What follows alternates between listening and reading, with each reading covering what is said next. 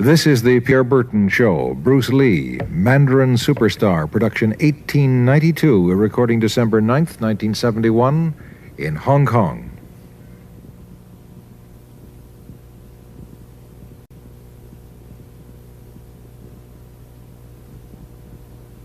Bruce Lee faces a real dilemma. He's on the verge of stardom in the United States with a projected TV series on the horizon, but he's just achieved superstardom as a film actor here in Hong Kong. So what does he choose, the East or the West? It's a kind of problem that most budding movie actors would welcome. It's the Pierre Berton Show, the program that comes to you from the major capitals of the world. This edition comes to you from Hong Kong. And Pierre's guest is the man who taught karate, judo, and Chinese boxing to James Garner, Steve McQueen, Lee Marvin, and James Coburn. The newest Mandarin superstar, known in the West for his appearances in Batman, The Green Hornet, Ironside, and Longstreet. His name is Bruce Lee, and he doesn't even speak Mandarin. And here's Pierre. Well, how can you play in Mandarin movies if you don't even speak Mandarin? How do you do that? Well, first of all, I speak only Cantonese. Yeah. So, I mean, there is quite a difference as far as pronunciation and things like that go.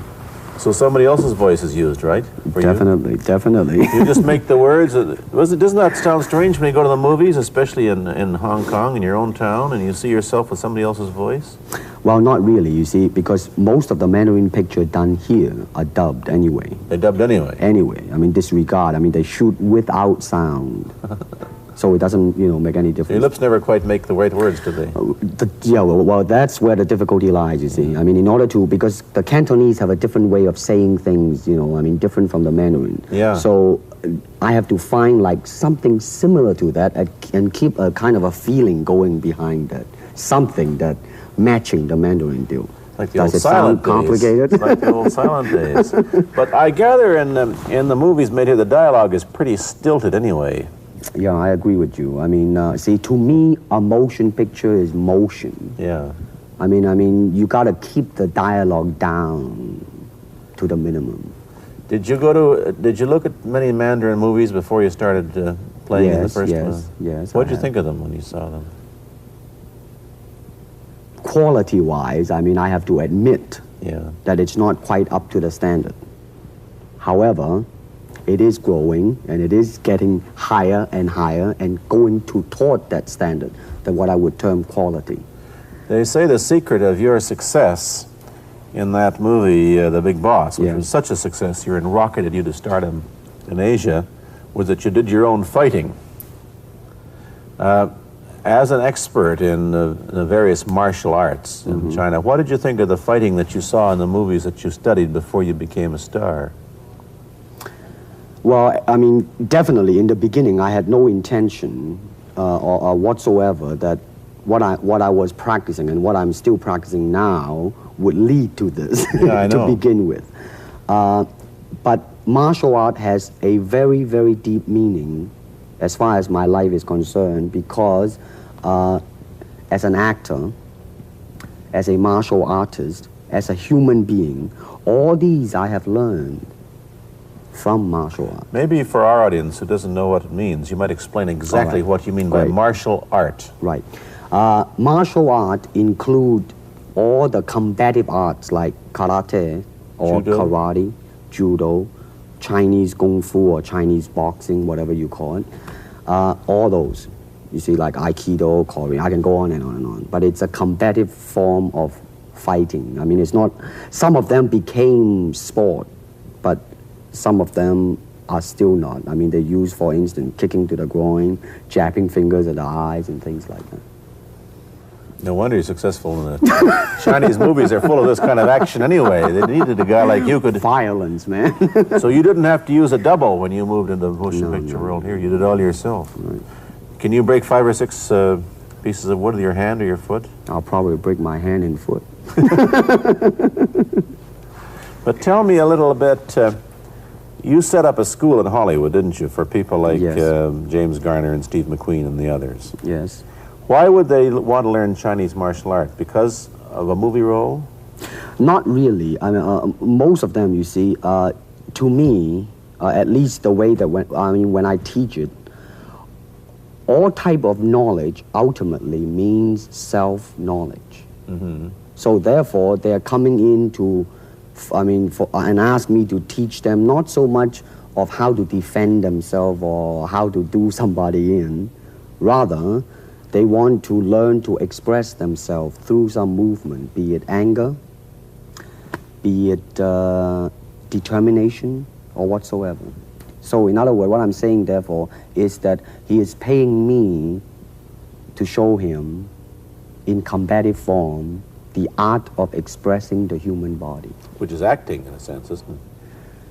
Well... Or it would be a useful tool for an actor to have. It's... it might sound too philosophical, but it's unacting acting or acting unacting, if you... You've lost me. I have, right? So what I'm saying, actually, you see, it's a combination of both. Here it is the natural instinct, and here is control. You are to combine the two in harmony. Not, if you have one to the extreme, you will be very unscientific. If you have another to the extreme, you become all of a sudden a mechanical man, no longer a human being. So it is a successful combination of both. So therefore, it is not only, so therefore it's not pure naturalness or unnaturalness. The ideal is unnatural naturalness or natural unnaturalness. Yin yang, eh? Right, man, that's it. One of your students, James Coburn, played in a movie called Iron Man Flint, in which he used karate. Is that what he learned from you? He learned it after. Oh, he went yeah. After he played in Iron Man Flint. Right. You see, actually, I do not teach, karate because I do not believe in styles anymore. I do not believe that there is such thing as like Chinese way of fighting or the Japanese way of fighting or whatever way of fighting, because unless human beings have 3 arms and 4 legs, we will have a different form of fighting. But basically, we have only 2 hands and 2 feet. So styles tends to not only separate man, because they have their own doctrines, and then the doctrine became the gospel truth, that you cannot change, But if you do not have styles, if you just say, well, here I am, as a human being, how can I express myself totally and completely? Now, that way, you won't create a style, because style is a crystallization, that way it's a process of continuing growth. You talk about Chinese boxing. How does it differ from, say, our kind of boxing? Well, first we use the feet. That's and then we use the elbow. And you use the thumb too? You name it, man. We use it all. You have to, you see, because, that is the expression of the human body. Everything, not just the hand. And when you're talking about combat, well, if it is a sport, now you're talking about something else. You have regulations, you have rules. But when you're talking about fighting as it is, no rules. With no rules. Not real fighting. Well, then, baby, you better train every part of your body. And when you do punch, now I'm leaning forward a little bit, hoping not to hurt any camera angle. You gotta put the whole hip into it and snap it and get all your energy in there and make this into a weapon. I don't want to tangle you in any dark that right now. You came at me pretty fast there. What is the difference between Chinese boxing and what we see these young men doing at 8 o'clock every morning on the rooftops in the parks called shadow boxing, which they're always... Well, actually, you see, that is part of Chinese boxing. It is. There are so many schools. Everybody here seems to be, going like this all the time. Well, that's good. I'm very glad. I'm very glad to see that, because at least somebody is caring for their own body, right? Yeah. That's a good sign. Well, it's a kind of a slow form of exercise, which is called Tai Chi Chuan. I'm speaking Mandarin just now. Yeah. Cantonese, Tai Chi Kun, okay? I see. And it's more of an exercise for the elderly, not so much for the young. Give me a demonstration. Show me. Can you do a little bit of it? Just so the hand-wise is very slow. Oh, is it? and you push it out, but all the time you are keeping the continuity going. Bending, stretching, everything. You know, suppose, you know, I mean, you just keep it moving. It's like a ballet dancer there. Yeah, it is. I mean, to them, you see, the idea is running water never grows stale. So you got to just keep on flowing. Of all your students, famous, James Garner, Steve McQueen, Lee Marvin, James Coburn, Roman Polanski, which was the best, who adapted best to this Oriental form of exercise and defense? Well, depending, okay? Now, as a fighter, Steve McQueen, now, he is good in that department because that son of a gun got the toughness in him. Yeah. I mean, see it on the screen. I mean, he would say, all right, baby, here I am, man. Mm-hmm. You know, and he'll do it. Yeah. Now, James Coburn is a peace-loving man. Yeah, I met him. Right? I mean, you've met him. I mean, he's really, really nice. I mean, super mellow and all that. I mean, you know, I mean, now, he appreciates the philosophical part of it. Therefore, his understanding of it is deeper than Steve. So it's really hard to say. You see what I'm saying now? I see. I mean, it's different. So that's, I mean, depending on what you see in it. Interesting that we don't, in our world, and haven't since the days of the Greeks who did, combine philosophy and art with sport. But quite clearly, the Oriental attitude is that the three are facets of the same things. Man, listen, you see, really, to me, okay, to me, ultimately, martial art means honestly expressing yourself. Now, it is very difficult to do. I mean, it is easy for me to put on a show and be cocky and be flooded with a cocky feeling and then feel like pretty cool and all that. Or I can make all kinds of phony things, you see what I mean? Blinded by it. Or I can show you some really fancy movement. But to express oneself honestly, not lying to oneself, and to express myself honestly, now that, my friend, is very hard to do. And you have to train. You have to keep your reflexes so that when you want it, it's there. When you want to move, you're moving. And when you move, you are determined to move. Not taking 1 inch, not anything less than that. If I want to punch, I'm going to do it, man, and I'm going to do it, you see. So, I mean, so that is the type of thing you have to train yourself into it, to become one with the, you think? Yeah, this is very un-Western, this attitude. I want to ask you about your movie and TV career, but first we'll take a break. Then I'll be back with Bruce Lee. I've been talking to Bruce Lee mainly about the Chinese martial arts, which include things like Chinese boxing, karate, and judo, which is what he taught when he was in Hollywood. After he left the University of Washington, where he studied, of all things, philosophy, if you can believe that. He did, but that, perhaps you understand why the two go together from the first half of this program. And you can perhaps understand how he got into films. He knew a lot of actors, but I'm told that you got the job on the Green Hornet, where you played Kato the chauffeur, mainly because you're the only Chinese-looking guy who could pronounce the name of the leading character, Britt Reed. I meant that as a joke, of course. And it's a heck of a name, man. Yeah. I mean, every time I said it at that time, I was super conscious. I mean, really now, that's another interesting thing, huh? Let's say if you learn to speak Chinese. Yeah. And it's very, I mean, it's not difficult to learn and speak the word. The hard thing, the difficult thing, it's behind what is the meaning, what brought on the expression and feelings behind those words. Like when I first arrived in the United States, and I look at a Caucasian, and I really would not know whether he was putting me on or is he really angry, because we have different way of reacting to it. See, those are the difficult things, you see. It's almost as if you came upon a strange race where a smile didn't mean what it does to us. In fact, a smile doesn't always mean the same, does it? Of course not. Yeah, I just thought of that. Tell me about the big break when you played in Longstreet. I must tell the audience that Bruce Lee had a bit part or a supporting role in the Longstreet series, and this had an enormous effect on the audience. What was it? Well, you see, the title of that particular episode of Longstreet is called The Way of the Intercepting Fist.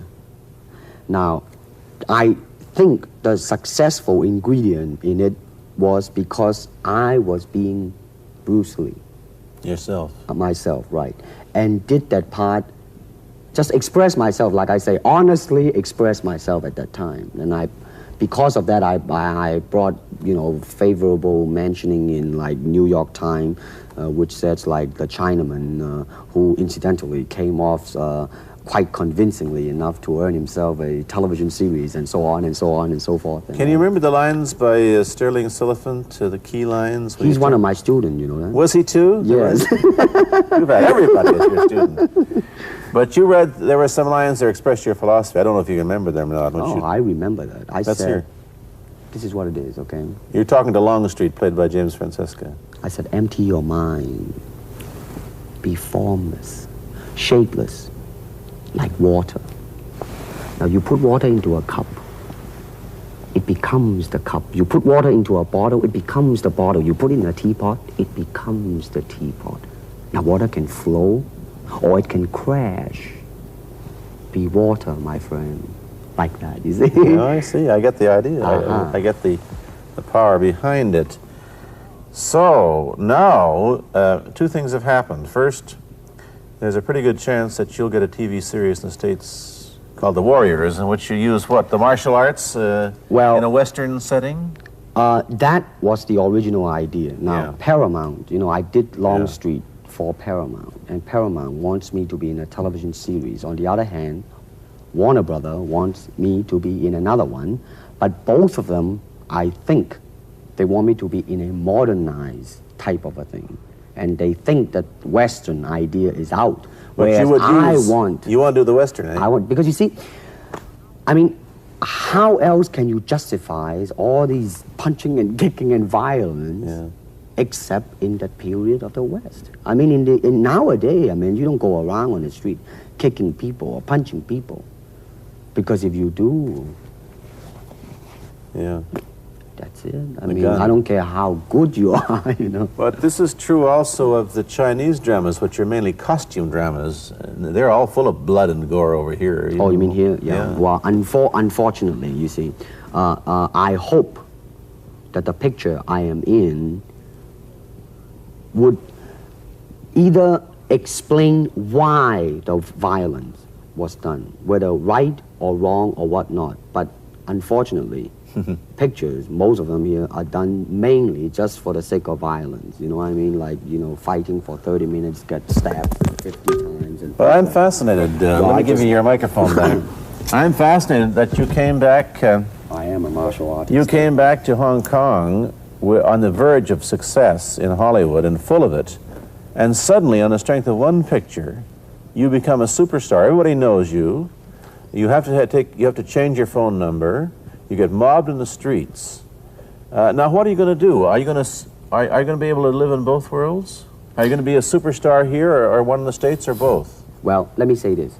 First of all, the word superstar really turned me off, and I'll tell you why. Because the word star, man, it's an illusion. It's something what the public calls you. You should look upon oneself as an actor, man. I mean, you would be very pleased if somebody say, hey, man, you are a super actor. It is much better than, superstar. Yeah, therefore, you've got to admit that you are a superstar. You're not going to, if you're going to give me the truth. I'm honestly saying this, okay? Yes, I have been very successful. Yeah. Okay? But I think the word star I do not look upon myself as a star. I really don't. I mean, believe me, man, when I say it. I mean, I'm not saying it because... Well, what are you going to do? Let's get back to the question. Okay. Are you going to stay in Hong Kong and be famous? Or are you going to go to the United States and be famous? Or are you going to try and eat your cake and have it too? I am going to do both because, you see, I have already made up my mind that in the United States, I think something about the Oriental, the true Oriental should be shown. Hollywood sure as heck hasn't. You better believe it, man. I mean, it's always that pigtail and bouncing around, chop, with the eyes slant and all that.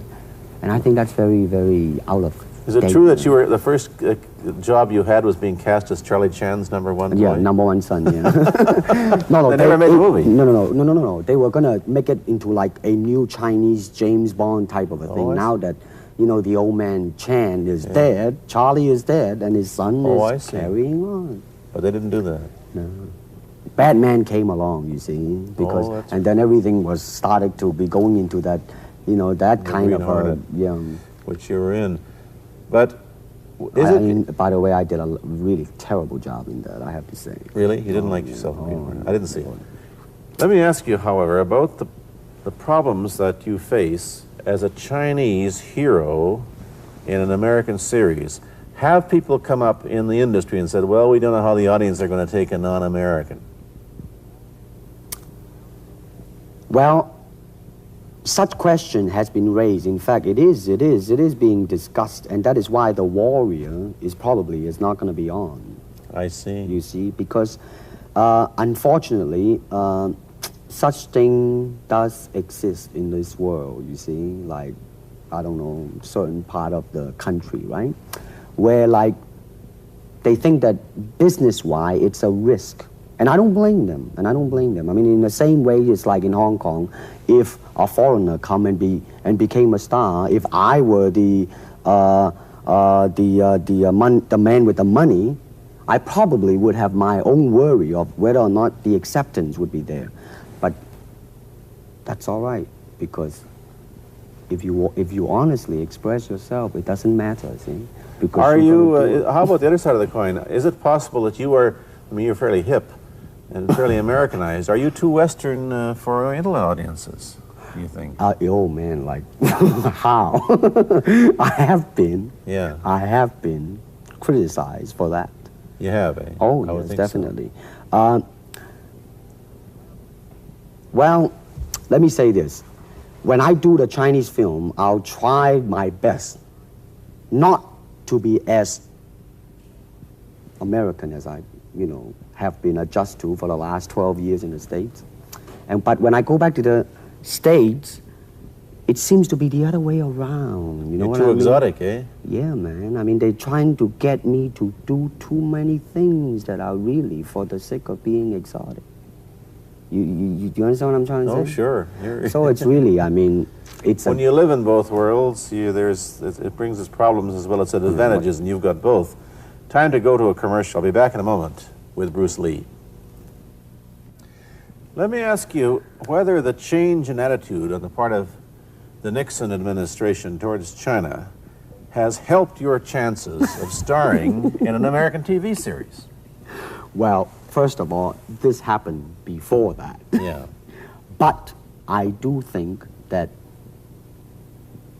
things of Chinese will be quite interesting for the next few years. I mean, not that I'm politically, you know, inclining toward anything. You know, I understand that. I'm just wondering. But I mean,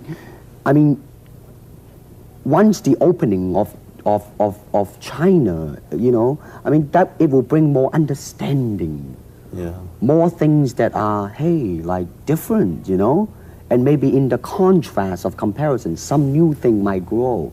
So therefore, I mean, it's a very rich period to be in. I mean, like, if I were born, let's say, 40 years ago. Yeah. If I have a thought in my mind, I said, boy, I'm gonna star in a movie or star in a television series in America. Well, that might be a vague dream, but I think right now, maybe, man. You still think of yourself Chinese, or do you ever think of yourself as North American? You know what I want to think of myself? As a human being. Because, I mean, I don't want to sound like, you know, as Confucius say, but under the sky, under the heaven, man, there is but one family. It just so happened, man, that people are different. Okay, we got to go. Thank you, Bruce Lee, for coming here. Thank you for Pierre. watching. Thank you. You've been watching Bruce Lee on The Pierre Berton Show, a half-hour program of conversation, opinion, and debate. This is Bernard Cowan speaking.